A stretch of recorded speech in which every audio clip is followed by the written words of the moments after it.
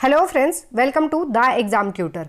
इस वीडियो में हम डिस्कस करेंगे चाइल्ड डेवलपमेंट एंड पेडागोजी का chapter first, development and its relationship with learning, यानी विकास का अधिगम से संबंध। ये वीडियो सभी टीचिंग एग्जाम्स सीटेट, यूपीटेट और DSSS जैसे सभी एग्जाम्स में हेल्प करेगी, क्योंकि चाइल्ड डेवलपमेंट एंड पेडागोजी सभी टीचिंग एग्जाम्स का एक इंपॉर्टेंट सेक्शन होता है। So let's begin with the topic. सबसे पहले देख लेते हैं कि विकास क्या होता है। देखिए, हम हमेशा एक जैसे नहीं रहते। जैसे हम अभी हैं वैसे हम 5 साल पहले नहीं थे, जैसे हम अभी हैं वैसे हम 5 साल बाद नहीं होंगे। तो समय के साथ जो मानव में चेंजेस होते हैं या प्रोग्रेसिव चेंजेस होते हैं, उसे ही डेवलपमेंट कहा जा सकता है। कोई भी रैंडम चेंज डेवलपमेंट नहीं होगा, ये समय के साथ होता है, निरंतर चलने वाली प्रक्रिया है। अब देख लेते हैं कि विकास की अवधारणा क्या है। देखिए, बालक में क्रमबद्ध रूप से होने वाले गुणात्मक एवं परिमाणात्मक परिवर्तनों की जो क्रमिक श्रृंखला है उसको विकास कहा जाता है। गुणात्मक यानी कि क्वालिटेटिव और परिमाणात्मक यानी कि क्वांटिटेटिव, यानी कि दोनों ही गुणात्मक और परिमाणात्मक जो परिवर्तन होते हैं उनकी क्रमिक श्रृंखला यानी कि नियमित रूप से चलने वाली जो श्रृंखला होती है उसे क्या कहा जाता है? विकास कहा जाता है। विकास एक जीवन पर्यंत चलने वाली प्रक्रिया है जो गर्भधारण से लेकर मृत्यु उपरांत तक चलती रहती है, यानी कि ये वोम टू टोम जाती है, यानी कि गर्भ से कब्र तक चलने वाली प्रक्रिया है जो कि निरंतर चलती रहती है, जीवन पर्यंत चलती रहती है। देखिए, विकास से जुड़ी हुई एक होती है वृद्धि। वृद्धि किसे कहा जाता है? वृद्धि एक जो क्वांटिटेटिव यानी कि जिसको हम मेजर कर सकते हैं या माप सकते हैं उसे वृद्धि कहा जाता है।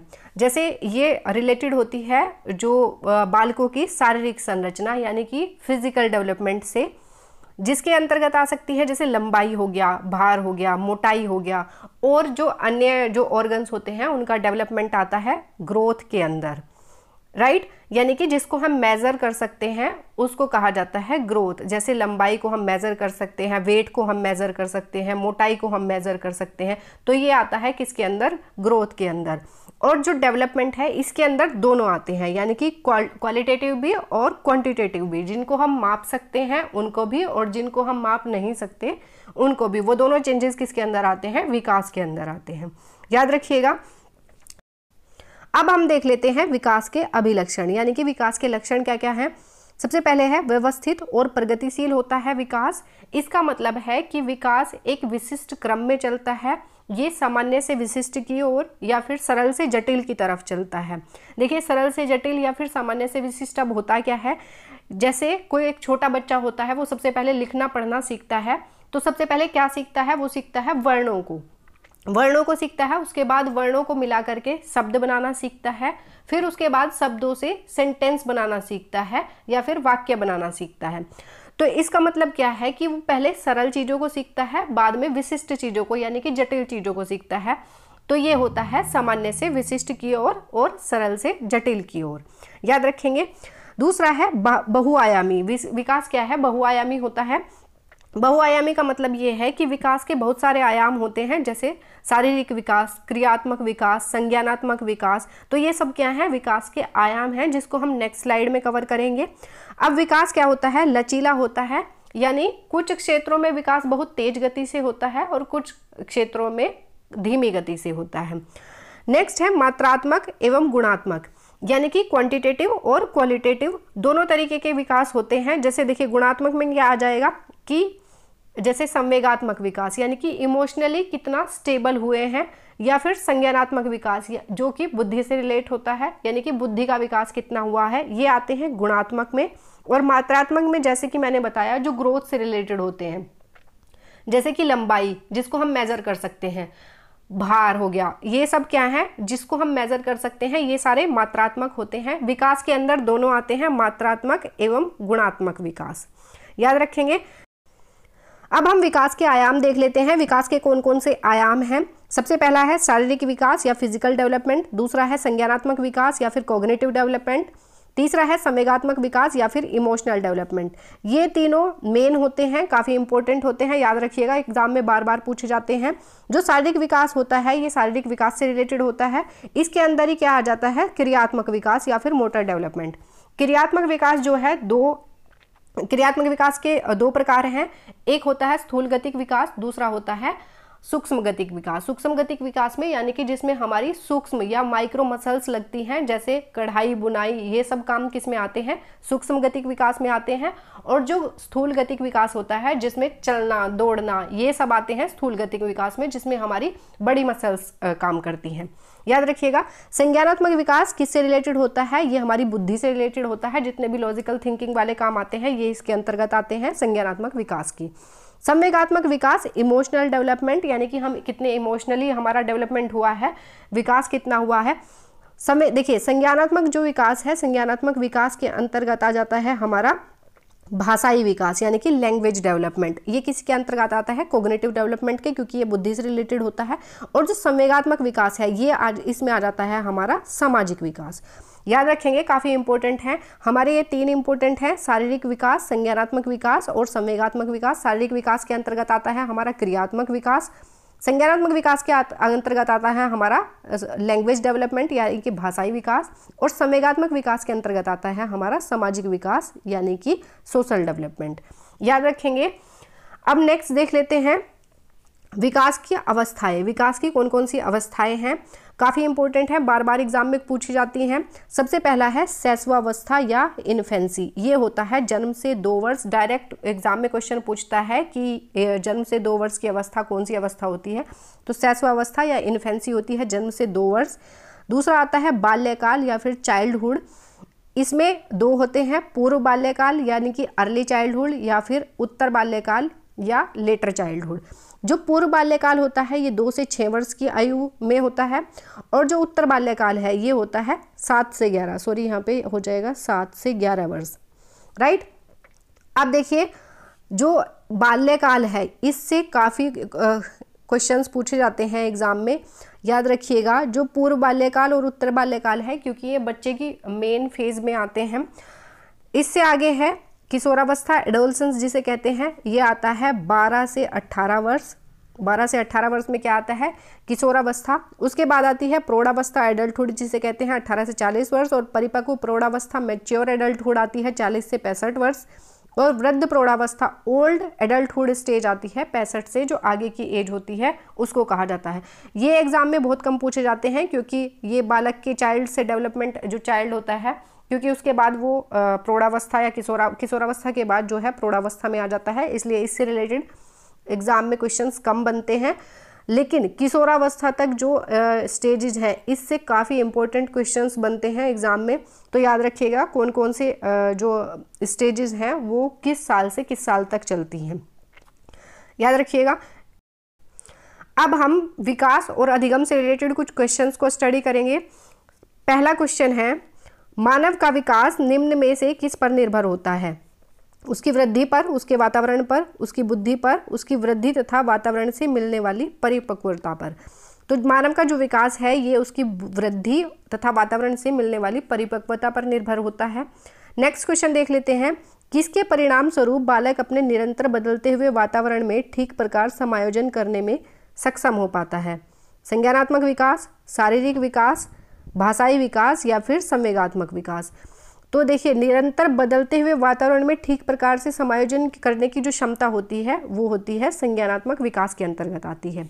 नेक्स्ट क्वेश्चन देख लेते हैं, कौन सी पाठ्यचर्या सर्वाधिक उपयुक्त होगी, बालक के शारीरिक व मानसिक विकास के अंतर संबंधों के अनुकूल, देश की सभ्यता संस्कृति के अनुकूल, बालक के शारीरिक एवं सामाजिक विकास के अंतर संबंधों के अनुकूल, या फिर उपरोक्त में से कोई नहीं। तो सबसे सर्वाधिक उपयुक्त जो पाठ्यचर्या होगी वो होगी बालक के शारीरिक व मानसिक विकास के अंतर संबंधों के अनुकूल। नेक्स्ट क्वेश्चन देख लेते हैं, निम्नलिखित में से कौन सा विकास छोटे बच्चों में मानसिक व संज्ञानात्मक विकास में सर्वाधिक मददगार होता है, सामाजिक विकास, शारीरिक विकास, सामूहिक विकास या फिर भाषाई विकास। देखिए, छोटे बच्चों में मानसिक व संज्ञानात्मक विकास में सर्वाधिक मददगार होता है सामाजिक विकास, याद रखिएगा। नेक्स्ट क्वेश्चन देख लेते हैं, जब किशोरों में किसी वस्तु, समस्या या परिस्थिति के लिए निजी स्तर पर निर्णय लेने की क्षमता का विकास परिपक्व होने लगता है तो इस विकास को कहा जाता है भाषाई विकास, संज्ञानात्मक विकास, सामाजिक विकास या फिर मनोगत्यात्मक विकास। तो देखिए, अगर किसी वस्तु, समस्या या परिस्थिति के लिए अगर निर्णय लेने की क्षमता का विकास होता है तो वो होता है संज्ञानात्मक विकास के अंतर्गत, क्योंकि ये बुद्धि से रिलेट होता है। नेक्स्ट क्वेश्चन देख लेते हैं, निम्नलिखित में से कौन सा बालक के सामाजिक विकास को प्रभावित नहीं करता? बुद्धि, तर्क शक्ति, भाषा प्रयोग की क्षमता या फिर उपरोक्त में से कोई नहीं। तो देखिए बालक का जो सामाजिक विकास है उसका बुद्धि से कोई लेना देना नहीं होता, तर्क शक्ति से कोई मतलब नहीं होता, भाषा प्रयोग की क्षमता से कोई मतलब नहीं होता। तो इसका आंसर हो जाएगा उपरोक्त में से कोई नहीं। नेक्स्ट क्वेश्चन देख लेते हैं, वृद्धि शब्द का प्रयोग डैश परिवर्तनों के लिए तथा विकास का प्रयोग डैश परिवर्तनों के साथ साथ डैश परिवर्तनों के लिए भी होता है। व्यवहारिक, व्यवहारिक परिमाणात्मक, व्यवहारिक परिमाणात्मक, व्यवहारिक परिमाणात्मक परिमाणात्मक या फिर व्यवहारिक या फिर परिमाणात्मक व्यवहारिक परिमाणात्मक। तो देखिए वृद्धि शब्द का प्रयोग परिमाणात्मक परिवर्तनों के लिए तथा विकास का प्रयोग परिमाणात्मक परिवर्तनों के साथ साथ व्यवहारिक परिवर्तनों के लिए भी होता है। तो आंसर हो जाएगा थर्ड। नेक्स्ट क्वेश्चन देख लेते हैं, शिक्षण की विभिन्न विधियों के प्रयोग के लिए कौन सी अवस्था सर्वाधिक उपयुक्त है? बाल्यावस्था, शैशवावस्था, प्रौढ़ावस्था या फिर किशोरावस्था। तो शिक्षण की विभिन्न विधियों के प्रयोग के लिए सबसे उपयुक्त अवस्था है बाल्यावस्था। नेक्स्ट क्वेश्चन देख लेते हैं, इस अवस्था में बालकों में नई खोज करने की और घूमने की प्रवृत्ति बहुत अधिक बढ़ जाती है। उत्तर बाल्यकाल, किशोरावस्था, प्रौढ़ावस्था या फिर शैशवावस्था। तो खोज करने की और घूमने की जो प्रवृत्ति है वो आती है किसके अंदर? उत्तर बाल्यकाल के अंदर। नेक्स्ट क्वेश्चन देख लेते हैं, किशोरों में सबसे नाजुक एवं संवेदनशील समस्या क्या होती है? किशोरों में पूछा है व्यवसाय संबंधी समस्या, यौन संबंधी समस्या, समायोजन संबंधी समस्या या फिर प्रश्न अभ्यास संबंधी समस्या। तो किशोरों में सबसे नाजुक एवं संवेदनशील समस्या होती है यौन संबंधी समस्या। नेक्स्ट क्वेश्चन देख लेते हैं, मानव विकास की किस अवस्था के बाद व्यक्ति परिपक्व हो जाता है? बाल्यावस्था, शैशवावस्था, प्रौढ़ावस्था या फिर किशोरावस्था। तो किशोरावस्था के बाद जो है व्यक्ति परिपक्व हो जाता है और वो किस में आ जाता है, किस स्टेज में? प्रौढ़ावस्था में। नेक्स्ट क्वेश्चन देख लेते हैं, सार्थक अधिगम की प्रक्रिया विकास की किस अवस्था से आरंभ होती है? किशोरावस्था से, वयस्क अवस्था से, शैशवावस्था से या फिर बाल्यावस्था से। देखिए जो सार्थक अधिगम है ये शुरू हो जाता है शैशवावस्था से ही। नेक्स्ट क्वेश्चन देख लेते हैं, किस अवस्था में घनिष्ठ मित्रता की प्रवृत्ति पाई जाती है? किशोरावस्था में, बाल्यावस्था में, शैशवावस्था में या फिर उपरोक्त में से कोई नहीं। तो घनिष्ठ मित्रता की जो प्रवृत्ति है ये पाई जाती है किशोरावस्था में। नेक्स्ट क्वेश्चन देख लेते हैं, मानव विकास की किस अवस्था में बच्चों के सीखने की गति सर्वाधिक होती है? किशोरावस्था में, बाल्यावस्था में, शैशवावस्था में या फिर उपरोक्त में से कोई नहीं। तो बच्चों की जो सीखने की गति होती है वो सर्वाधिक होती है शैशवावस्था में। नेक्स्ट क्वेश्चन देख लेते हैं, मैं कौन हूँ, मैं क्या हूँ, मैं भी कुछ हूँ आदि जैसी प्रबल भावनाएं बालक के विकास की किस अवस्था की सूचक होती हैं? किशोरावस्था में, बाल्यावस्था में, शैशवावस्था में या फिर उपरोक्त में से कोई नहीं। तो देखिए इस तरीके के जो क्वेश्चंस हैं वो बालक करता है किशोरावस्था में। नेक्स्ट क्वेश्चन देख लेते हैं, बाल विकास के विभिन्न आयाम एवं इनके अधिगम के संबंध में निम्नलिखित में से कौन सा कथन असत्य है? विकास के विभिन्न आयामों का आपस में घनिष्ठ संबंध है एवं ये अधिगम को प्रभावित करते हैं। बालकों का विकास एवं अधिगम एक निरंतर चलने वाली प्रक्रिया है। शारीरिक विकास विशेषकर छोटे बच्चों में मानसिक एवं संज्ञानात्मक विकास में मददगार है या फिर उपरोक्त में से कोई नहीं। तो देखिए ये सभी जो हैं ये सारे ठीक हैं, तो इसका आंसर हो जाएगा असत्य पूछा है क्योंकि ये तो सारे ही सही हैं, इसका मतलब है कि उपरोक्त में से कोई नहीं।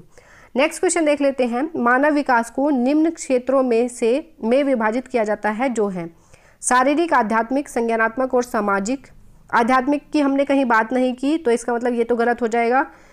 शारीरिक, संज्ञानात्मक, संवेगात्मक और सामाजिक, इसको देख लेते हैं एक बार। संवेगात्मक, संज्ञानात्मक, आध्यात्मिक और सामाजिक, मनोवैज्ञानिक या फिर मनोवैज्ञानिक, संज्ञानात्मक, संवेगात्मक और शारीरिक। तो मानव जो विकास है उसको किन क्षेत्रों में विभाजित किया गया है? मनोवैज्ञानिक, संज्ञानात्मक, संवेगात्मक और शारीरिक, ये ठीक ऑप्शन हो जाएगा।